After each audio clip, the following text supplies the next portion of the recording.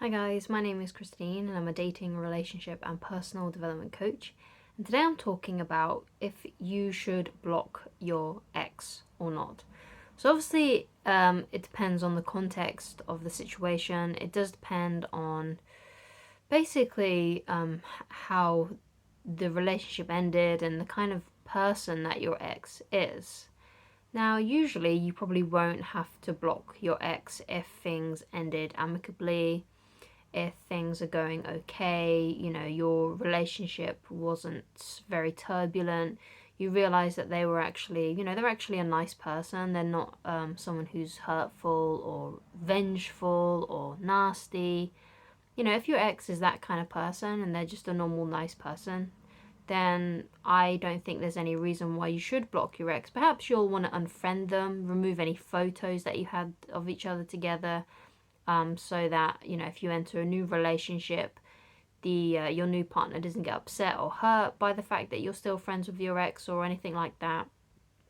But most of the time, I don't think any new people in your life will actually mind that much. But sometimes it does matter to some people. If you still have your ex on social media, so that's just something to consider.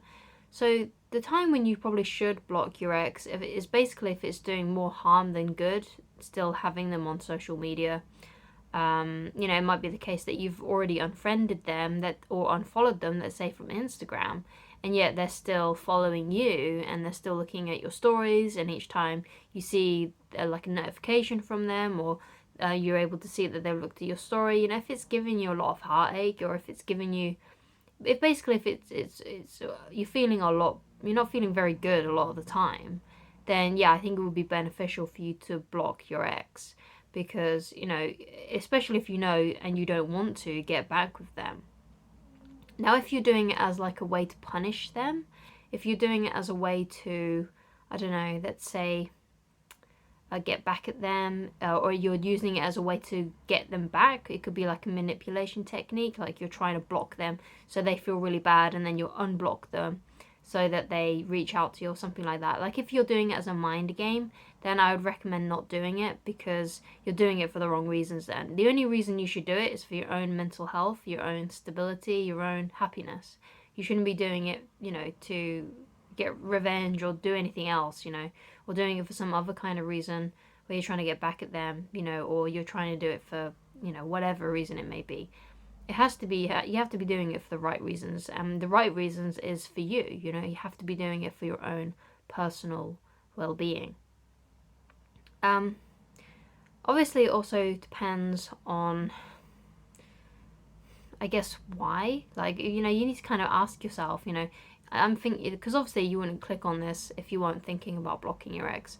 So you kind of have to think about, why do I want to block them? Or why am I thinking about blocking them? And if basically you have got to the point where you feel really bad and you don't want to have them on social media because of how much it triggers you or upsets you, then, that's obviously fine. But if you're doing it for, let's say, a different kind of reason, let's say, you're doing it because you feel like it's, what everyone else is telling you to do. Maybe other people are pressuring you to block them when you don't really feel like, I don't really care whether or not if I block them or not, or, whether I see that. You have to really think about your own personal reasons, because it's very easy for me to give you the advice on what I would personally do, or whatever, right? But, I don't know 100% what your situation is. And you kind of have to think about that whenever you watch one of my videos. Like, I generalize quite a lot, and I have to generalize because, I don't know who this video is going to reach. And there's a lot of different people out there who have very unique and individual personalities. And you are, of course, one of them. And of course, there are people out there that have very unique and individual relationships. So basically what I speak about is I speak about things in general terms most of the time, because everyone's just so unique and everyone is in a unique situation. So I kind of have to go to the basics and the fundamentals and tell people kind of how things are with men and women generally, and that's kind of how I base my videos on. Like, I go from a very, very general stereotypical standpoint, but that doesn't mean that I don't know that there are people out there that have very different personalities and very uniquely. But usually you know, when it comes to men and women, things do kind of lay out the same across the board. Like, let's say most of the percentage of men and women do the same kind of things. That, you know, whereas there's only a smaller percentage of people out there that do less of those kinds of things. And, you know, there's all sorts of unique, different kinds of relationships. Because usually when I feel like I'm speaking to a man, and my videos are coming from the perspective of what a man is going through, you know, I tend to assume that this man is someone who's very, very masculine, you know, someone who, you know, just needs a bit of encouragement to be more who they are on the inside, the real them, rather than the person that they may have grown up to be. Because there's a lot of men out there that I believe, you know, who are very, very masculine, manly men, let's say masculine, manly men. Again, stereotypical thing for me to say, but you know, who have grown up to be someone who is more feminine, not because that's who they are, but because that's the way society is trying to drill into them, you know.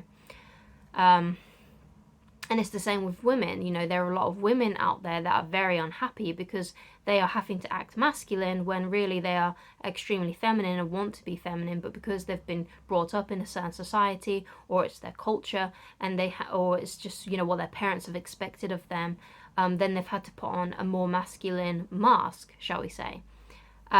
So it depends so much on your unique situation and that unique relationship you had with your ex.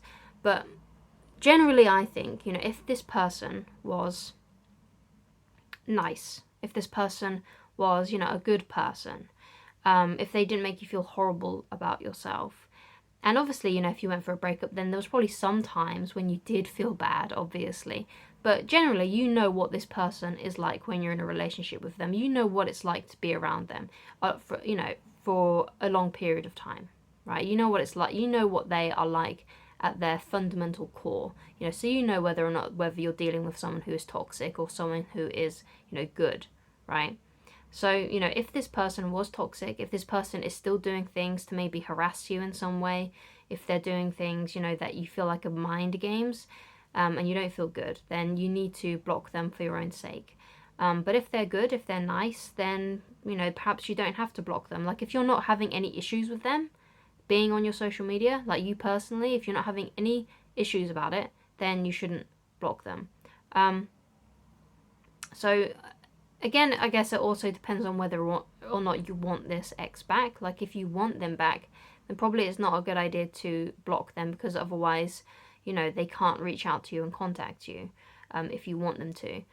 But usually, you know, an ex is an ex for a reason. Again, a very generalized term. Sometimes exes do come back under the right circumstances, but generally, your ex should stay your ex. There was a reason that you broke up, and you kind of have to see these events as if it was meant to be. You know, if you are meant to be together, then you will be together, right? And if you were meant to break up, then that's what was going to happen. So you kind of have to see it like that. You know, there's a quote that I really like by Steve Jobs that he gave at like a university. I think it's Stanford University. And he did an address there. It's a really, really famous video. I think if you just type in Steve Jobs, Stanford University, pretty sure it was Stanford University. Please correct me if I'm wrong. And basically he says, like, you can't, you know, connect the dots looking, you know, when you're in them. You can only connect the dots looking back. And basically what that means is, you know, when you look back on your life through, you know, different periods, you can see that it was all kind of meant to be, and it was supposed to lead you to where you are now. But unfortunately, you can't really do that while you're in it. So if you're going through a lot of pain right now, then you're not going to be able to make sense of it, right? And sometimes things can seem like they don't make sense, but they only make sense when you're older and more mature, and you can see why these things happen, and they happen for a reason.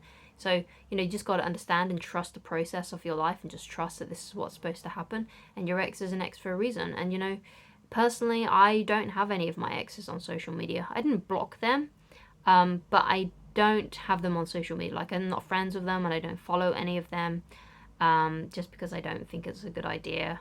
This is just my own personal preference, though. Like, I just think it's kind of weird for me personally. You might want to keep your exes on social media, and that's absolutely fine. You do what feels right with you, right? Because that's fundamentally what I'm talking about here. For me, having my exes on social media doesn't sit right with me, especially as a married woman, right? But for you, you know, it might be okay with you. Like, you might not care, and if you don't care, then that's great, right? So you got to, really kind of think about how you are personally feeling right now and whether or not you should go ahead and block them. Use your inner guidance, your inner compass to decide which is the right choice. And usually, most of the time, I think your inner guidance is true. So just take some time to think about it. Sit in a room, think about it, and whatever you feel, just trust it and then take action on that. So thank you so much for watching. If you'd like coaching with me, then please go to www.christineloveridge.com. Thank you so much for watching, and I shall talk to you again very soon. Goodbye, guys.